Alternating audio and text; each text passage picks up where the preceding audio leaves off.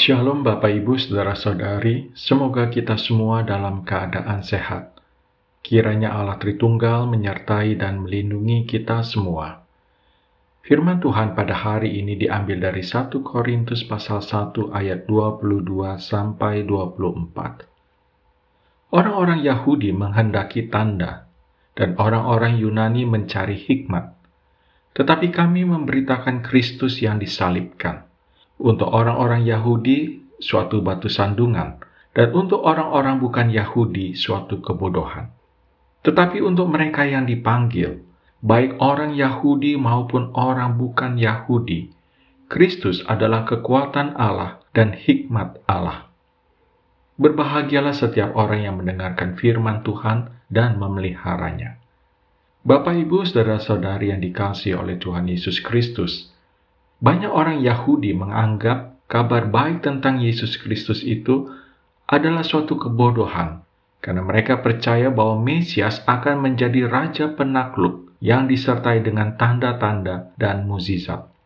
Ternyata, Yesus tidak memulihkan tahta Daud seperti yang mereka harapkan, malah dia dieksekusi sebagai penjahat. Dan bagaimana mungkin seorang penjahat menjadi penyelamat? Orang Yunani juga menganggap kabar baik itu adalah kebodohan, Bapak Ibu. Mereka tidak percaya pada kebangkitan tubuh. Mereka tidak melihat di dalam Yesus adanya ciri-ciri kuat seperti dewa-dewa mitologis mereka. Dan mereka pikir tidak ada orang yang memiliki reputasi baik akan disalibkan. Bagi mereka, kematian adalah kekalahan, bukan kemenangan. Kabar baik Yesus Kristus masih terdengar kebodohan bagi banyak orang, termasuk sampai pada hari ini juga, Bapak Ibu saudara-saudari. Masyarakat kita memuja kekuasaan, pengaruh, dan kekayaan.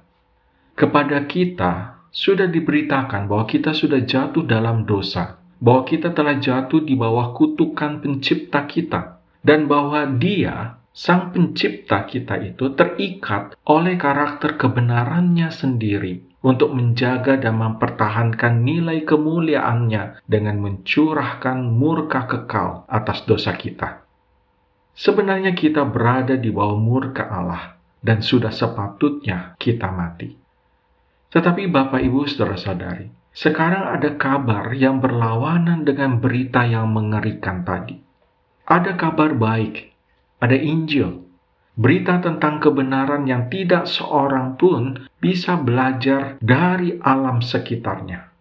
Suatu kebenaran kabar baik yang seharusnya diberitakan kepada tetangga, kepada orang lain, dan juga diberitakan di gereja-gereja dan dibawa oleh seluruh orang percaya sampai ke ujung bumi. Kabar baik ini, Bapak Ibu, adalah bahwa Tuhan sendiri telah menetapkan cara untuk memenuhi tuntutan keadilannya tanpa mengutuk seluruh umat manusia. Dan neraka adalah salah satu cara Tuhan untuk menyelesaikan pertanggungjawaban dengan orang-orang berdosa dan menegakkan keadilannya. Bapak, Ibu, saudara-saudari, Tuhan memberikan suatu cara lain, yaitu bahwa hikmat Allah telah menetapkan cara bagi kasih Allah untuk membebaskan kita dari murka Allah tanpa mengorbankan keadilan Allah. Itulah Injil, Bapak Ibu. Izinkan saya mengatakannya sekali lagi secara perlahan. Hikmat Allah telah menetapkan cara bagi kasih Allah untuk membebaskan kita dari murka Allah tanpa mengorbankan keadilan Allah. Lalu hikmat Allah yang seperti apakah itu? Kematian anak Allah bagi orang berdosa. Dalam 1 Korintus pasal 1 ayat 23 dan 24 tadi yang sudah dibacakan, Rasul Paulus mengatakan, kami memberitakan Kristus yang disalibkan. Kristus adalah kekuatan Allah dan hikmat Allah.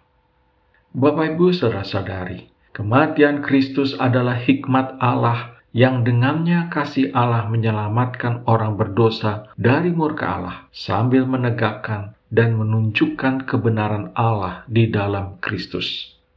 Apakah ini suatu kebodohan bagi kita, Bapak, Ibu, saudara-saudari? Iman Kristen terlihat bodoh bagi dunia. Tetapi mengenal Kristus secara pribadi adalah hikmat terbesar yang dapat dimiliki oleh siapapun. Kristus adalah kekuatan Allah dan hikmat Allah. Kita percaya itu dengan sepenuh hati. Amin.